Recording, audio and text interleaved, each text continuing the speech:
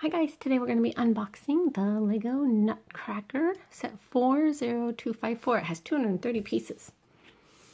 So this was a free set that you got if you spent over 125, I think, the Lego store. Maybe it was 100. I can't remember.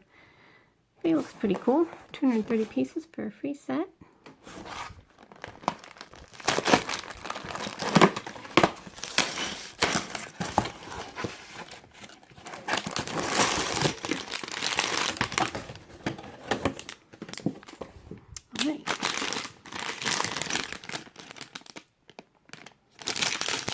A lot of basic colors: red, black, blue, green, white. Looks like we got 3 bags of parts: small, medium, and large. And then instruction book, folded neatly in half.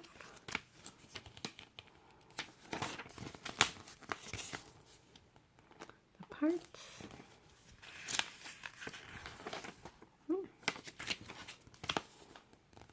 Alright, that's what you get in the box. Thanks for watching.